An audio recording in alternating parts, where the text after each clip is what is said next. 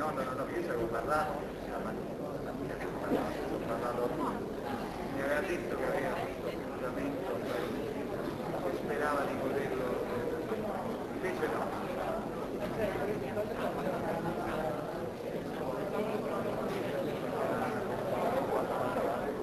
mi pare che era quasi sicuro che aveva ascoltato, quindi poi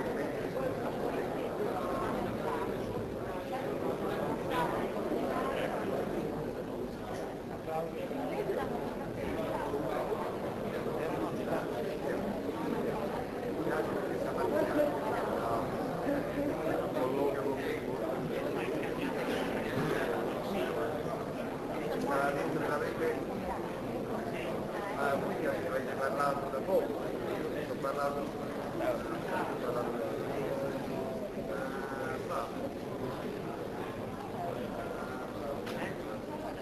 peccato,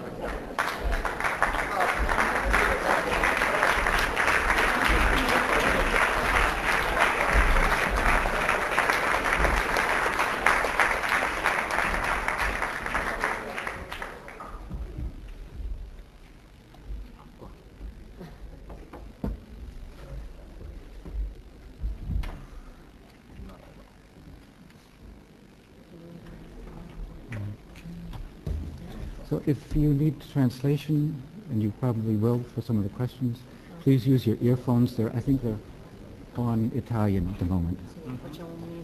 For the translation, I speak in Italian with you. You can speak Italian, unless you want to speak English.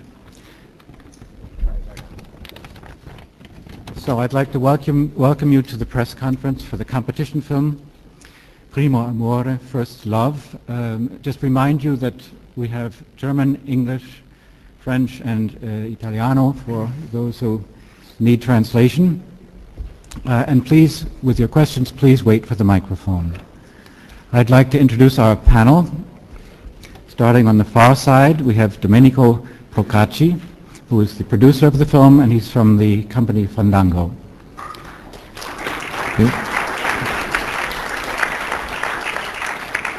Next to him, Massimo Gaudioso, who is one of 3 people who wrote the script and has apparently worked with you for, I think, on 3 different films. Then we have the main actor and also one of the people who wrote the script, that is Vitaliano Trevisan.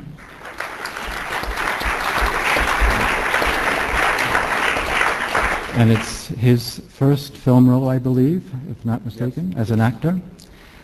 And next to him is the actress, the main actress, and a wonderful actress indeed, Michaela Chezon.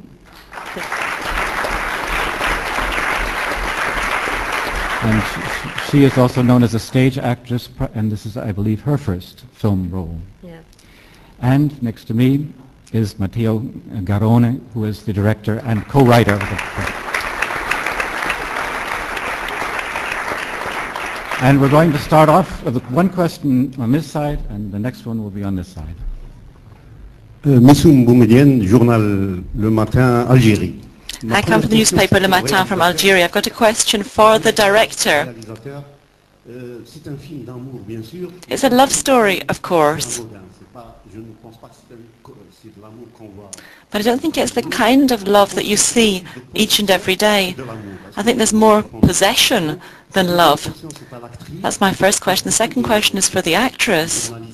I imagine lots of journalists here were impressed by your work. You seem to have gone on a very strict diet to be able to play that role. You must seem to have made an enormous sacrifice, and it's very impressive the kind of work that you did and going on such a strict diet as well.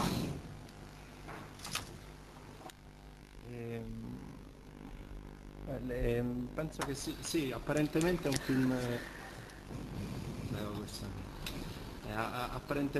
Well, yes, apparently it is a love story. In reality, though, it talks mainly about oppression, the kind of oppression that is almost inevitably created within a couple. And that takes on an extreme form here. I think that the topic, though, is fairly universal. There's this temptation to change your own partner. That, at least, is something which is always present. Yes, the translation's coming from up here. Who translate? You have the... we got... Sentivo come parlare da solo. I felt as if I was talking all on my own, wasn't sure MD understood me, but don't worry, the translation's actually coming out of the interpreting booths up here. It seems to be a love story, as I was saying, but I don't really know how much love there genuinely is in this film. And certainly one of the key topics in the film is this pathology, this perverse form that love takes. And almost inevitably that leads the main character to destroy exactly what he loves and, of course, to destroy himself as well. Yes, it's a story about possession. Come tutte le storie, forse d'amore punto di domanda, però insomma d'amore è una storia di possessione, una storia. Like all love stories, I mean, it's a love story with a question mark, but it's still a love story. There's always the question of power. In relationships between two people, there's always an element of power struggle. It's not quite clear who has the upper hand. Some people don't care who has the most power, but in reality there's an interplay between different roles. In this case, you've got the victim and the tyrant. And there's fragile borders between the two of them. In the film, I don't experience myself as being so much of a victim as it might seem. I've been chosen by a man. I mean, let me put it differently. There's this blood pact which is established between the two of them.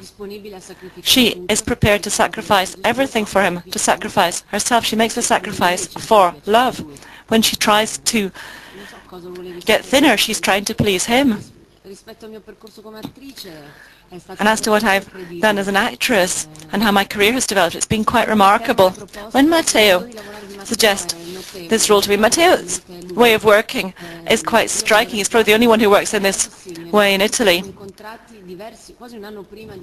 I used to work on the stage, and the work with him was a little bit like working on the stage. We started working almost a whole year before we actually started shooting, getting into the idea of who Sonia was. And of course, there was this arduous physical side of it, how to get thin. I started training. I found people who helped me, were very close to me in the whole process. And the work was psychological as well. It wasn't just physical. When I was trying to lose weight, I didn't take amphetamines or diet pills. I didn't do it the easy way. I didn't do it the fast way as people tend to do it.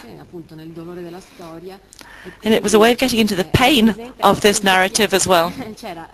So in a sense there was two of me. There was the actress who was going through one process, going through one development process, and of course I was in that process, but I had to remain partly outside of it as well. I didn't want to get myself into a mess as well, but at the same time I had to get into the character. And it was a complex process, but I'm very glad I did that, and I'd like to thank Matteo for giving me the chance to act this role. A question down in the front, please.